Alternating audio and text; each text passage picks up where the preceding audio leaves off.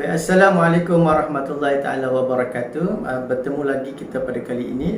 Saya teruskan kepada subtopik yang seterusnya, seperti yang telah dijanjikan, iaitu subtopik 6.2, iaitu pemisahan Singapura. Baik, kalau kita lihat pemisahan Singapura ini telah menjadi satu cabaran yang utama selepas pembentukan negara Malaysia, di mana masalah hubungan antara pemimpin persekutuan dengan Singapura ni, kalau kita lihat, disebabkan oleh beberapa faktor, iaitu faktor yang pertamanya iaitu faktor politik, faktor ekonomi dan juga faktor sosial, di mana ketiga-tiga faktor ini telah ada sebelum Singapura menyertai Malaysia. Baiklah, kita terus kepada faktor yang pertama, iaitu faktor politik, di mana kalau kita lihat pemimpin Singapura pada waktu itu, Lee Kuan Yew, tidak berpuas hati dengan peranan kerajaan Singapura yang dikatakan terhad. Maka wujud konflik antara pemimpin PAP dengan Parti Perikatan. Baik, kalau kita lihat kempen Malaysia oleh Lee Kuan Yew pada waktu itu, beliau menuntut hak sama rata untuk semua kaum. Ini menimbulkan keresahan, kebimbangan, kegusaran dalam kalangan penduduk, terutamanya masyarakat Melayu. Baik, seterusnya kita lihat faktor ekonomi, di mana Singapura telah menuntut pembukaan pasaran bersama disegerakan ataupun common market. Baik, kemudian kita lihat Singapura tidak berpuas hati apabila ada cadangan tambahan bagi cukai yang perlu diberikan kepada kerajaan persekutuan. Dan kita lihat pula di mana Singapura juga mahu mengenakan kadar faedah terhadap sebahagian daripada pinjaman kepada kerajaan persekutuan sebanyak RM150 juta, di mana pembangunan ini telah difokuskan di Sarawak dan juga di negeri Sabah. Baiklah, kita lihat faktor yang ketiga, iaitu faktor sosial ataupun masalah perkauman. Baik, kita lihat wujudnya masalah perkauman pada ketika itu di Singapura, di mana berlakunya rusuhan kaum pada tanggal 21 Julai 1964 yang telah menimbulkan ketegangan antara kaum. Baik, di mana kalau kita lihat rusuhan ini berlaku ekoran daripada usaha menuntut persamaan hak yang sama rata bagi semua kaum, di mana perkara ini telah menjadi isu antara kaum, melibatkan antara kaum Melayu dan juga kaum Cina.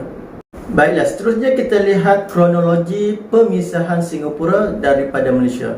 Baik, bermula pada 29 Jun 1965, di mana rundingan antara Tun Abdul Razak Husin dengan pemimpin Singapura iaitu Lee Kuan Yew telah menemui kegagalan.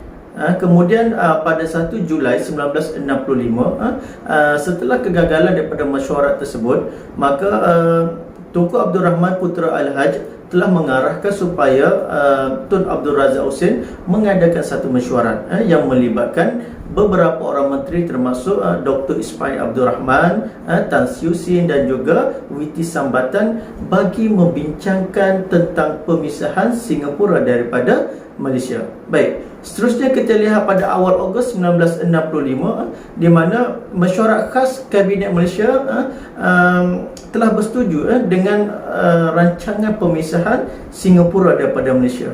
Baiklah, seterusnya tanggal 7 Ogos 1965, di mana Tunku Abdul Rahman Putra Al-Haj telah bertemu dengan Lee Kuan Yew bagi menandatangani persetujuan untuk Singapura keluar daripada Malaysia. Dan yang terakhirnya pada 9 Ogos 1965, di mana Tunku Abdul Rahman Putra Al-Haj membawa usul pemisahan Singapura ke dalam Parlimen Malaysia, di mana Parlimen telah meluluskan rang undang-undang pemisahan Singapura daripada Malaysia. Baiklah, kesimpulan yang kita boleh buat dalam subtopik 6.2 ini adalah di mana pemisahan Singapura daripada Malaysia memang tidak dapat dielakkan. Oleh itu, Kerajaan Persekutuan waktu tersebut telah mengambil langkah mengeluarkan Singapura daripada Malaysia. Bagi tujuan apa? Bagi tujuan menjaga kepentingan kedua-dua negara dalam masa yang sama, menjaga, melindungi kemakmuran dan juga kesejahteraan rakyat. Di mana kalau kita lihat situasi ini, di mana kedua-dua negara menggunakan saluran rundingan bagi menyelesaikan masalah tersebut.